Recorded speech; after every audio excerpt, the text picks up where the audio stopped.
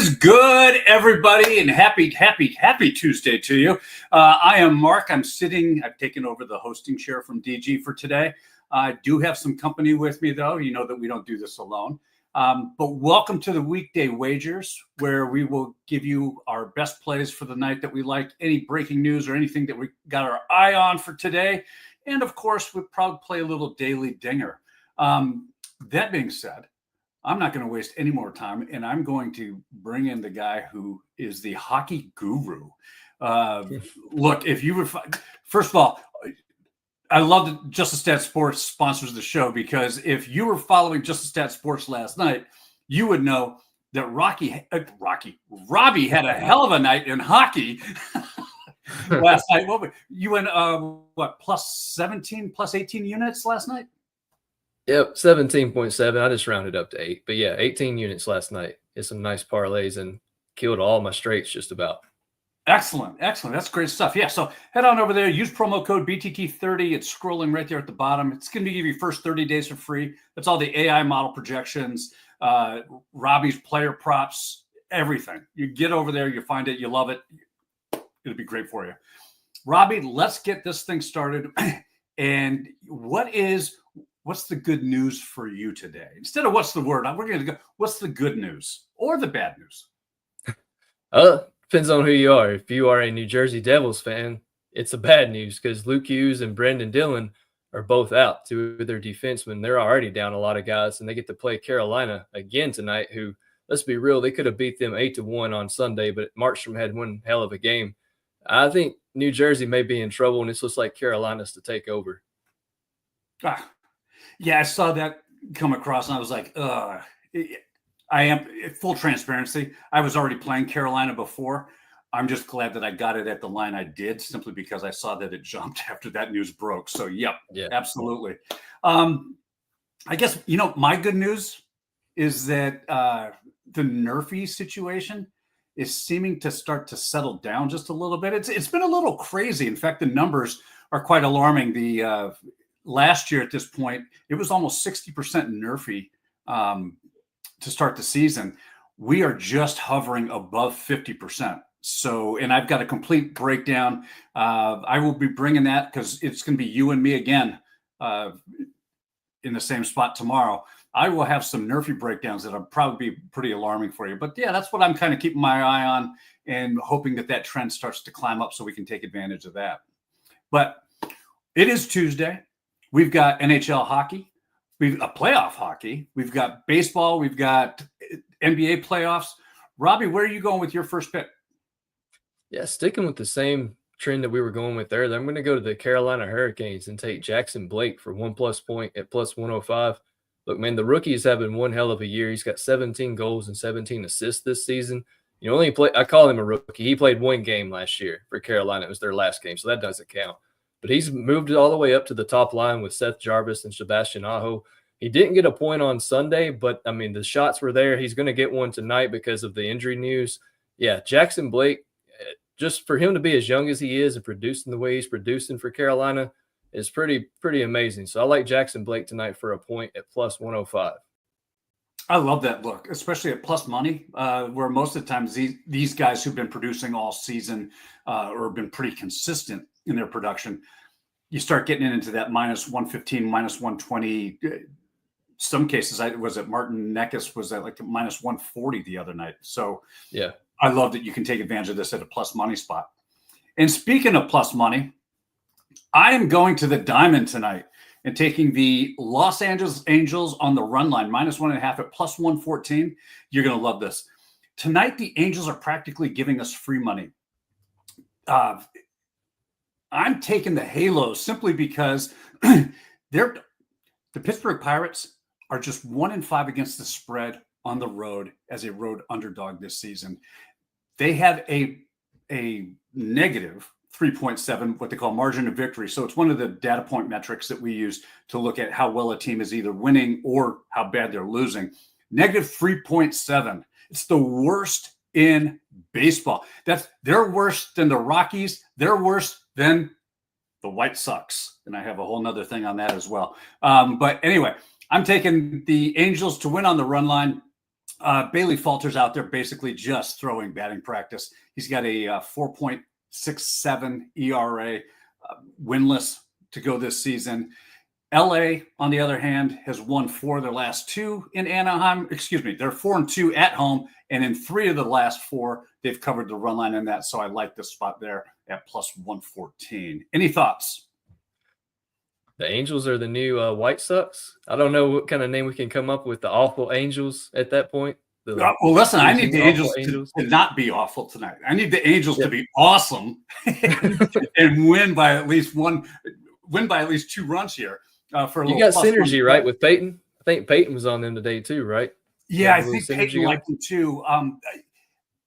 He liked him. I think it's just because he's an Angels homer and decided it's a good way to, because the money line is at minus 140, 146 or 147.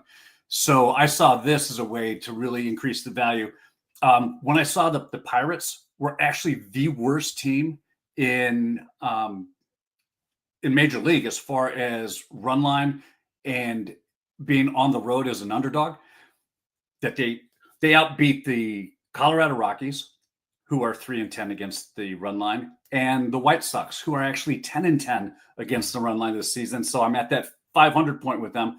I have that running bet going all season, though. I have been betting, and both of those clubs are in action tonight. The White Sox are playing. I faded them on the run line. And I've also started fading the Rockies on the run line simply because that has been a moneymaker. So there's that little bonus play. Yeah, that was my dyslexia coming in on live television. You said the Pirates, and I went straight to the Angels for whatever reason. So, yeah, that was my bad on that one. No problem. And so we are now at that point where we are hey, Dan, how you doing, buddy? Glad you're here. Where if you've watched our show before, you know that on Friday, well, let me just do this.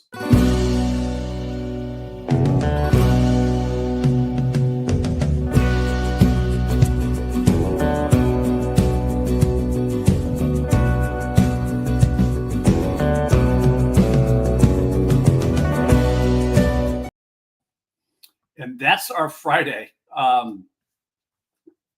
The saloon shot. We don't do that every single day, but that's just a reminder that if you're going to join us on Friday, please, the rules are simple. And correct me if I'm wrong, Robby. It's 2 home run hitters for any game on Friday, any scheduled game on Friday, as long as it hasn't already started by the time our show gets going. So it has to start after 4:00 Eastern time. And plus 1,000 or better for the 2 home run hitters gets you into the saloon. You get a mug. You get your name forever emblazoned across the screen of the saloon. You and Joe Neuenfeld are the only 2 members of the saloon right now. So we're looking to increase membership. Please bring your home run hitters. You got to. Yeah, I mean, even if you got one, as long as it's plus 1,000, if you feel good about it, do it. Right. I think that was the biggest thing. It has to be plus 1,000. So it's got to be plus 1,000. Yeah. So with that, let's get to today. During the week, we do a thing called the Daily Dinger. These are 5 guys who really have pretty decent matchups tonight in who they're facing in the ballparks as far as hitting environments, weather conditions, the whole thing. We kind of look into it, and the algorithm kind of just spits these people out at us. We got Aaron Judge at 267, Yordan Alvarez at plus 300, Fernando Tatis Jr. playing for my Padres at plus 320, Tommy Edman. I always want to call him Edelman. I don't know why, but plus 425, and Austin Riley also at plus 425. Robby, of these 5 guys, who do you like the best and why? I'm rolling with Yordan Alvarez tonight. I haven't been on him at all year, which is actually not a bad thing. He's only had 2 dingers so far this season. But he's playing Chris Bassett, not our Chris Bassett, not the one and only 5-star chef, the other Chris Bassett. He has 17 plate appearances with 7 hits and 4 home runs against Bassett. So I like his odds quite a bit. It's plus Fanatics is where I found the plus 300, but I used my DraftKings no sweat bet on Yordan tonight. It was still plus 280, so not too far off. Oh, okay. I like it. And no sweat's always the best way to go. Um, I like Big Tommy E. That's right, Tommy Edman at 425. It is just too damn good to pass up for me. He's had 5 at bats against Shota, the pitcher he's facing tonight. He's had 2 hits. Both of those hits, bombs. He's got a slight wind blowing out to left field at Wrigley. I love this spot for a right-handed pull hitter going against a guy who has a ton of confidence already against. He knows he can take deep. He's already done it twice. Give me the plus 425 on this one. Any thoughts? I like it. I also like his teammate, Shohei Ohtani, but that's nothing new for this show.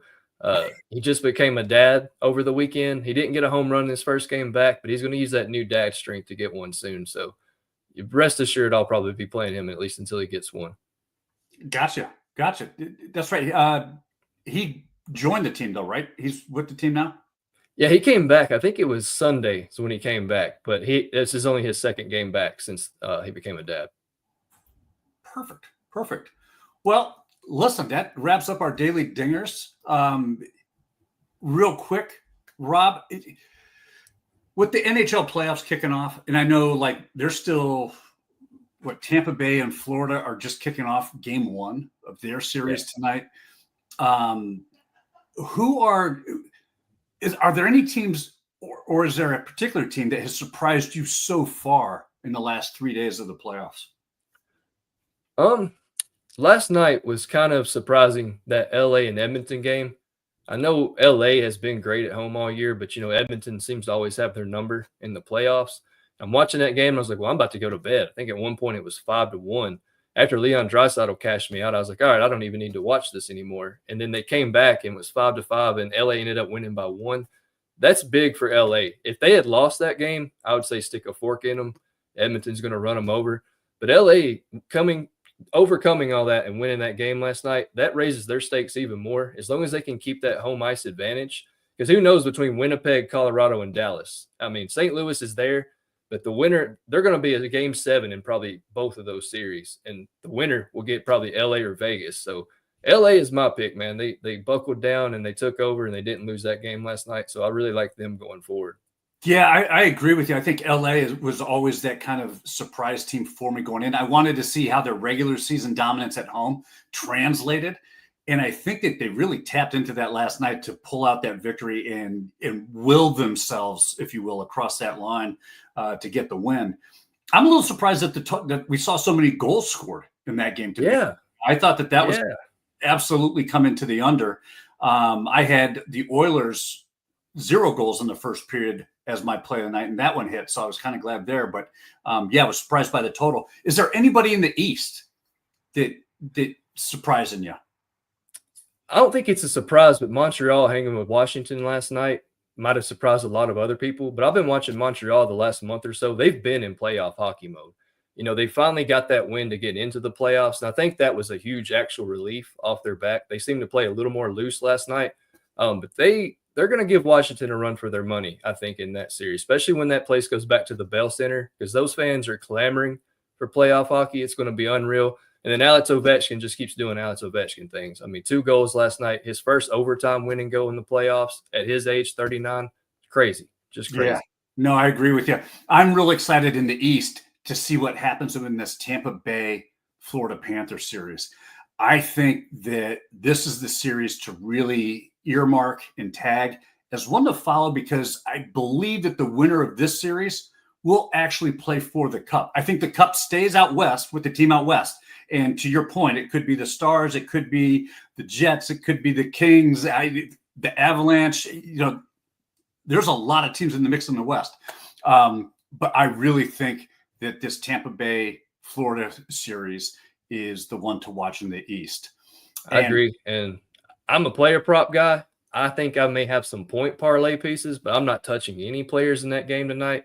I don't know if Tkachuk's coming back. It's going to be tight checking. It's going to be a close game. And I think you're right. To me, I think Tampa wins that series, and I think I have them going to the Cup in a few of my brackets. Perfect. Well, that's going to do it for us. We are up against our time. So with that being said, again, thank you so much for joining us. You can catch us here every single weekday, Monday through Thursday at 3 o'clock for a quick 10, 15-minute show. every Friday at 3 o'clock Eastern. You will also find us here. That show's a little bit longer. It's going to have 3 of us. DG will be here joining us. So make sure you tune in for that as well with those saloon shot home run picks. Until then, until tomorrow, where Rob and I will be back here again. Take care of yourself. Enjoy your Tuesday, and we will see you then. Bye-bye.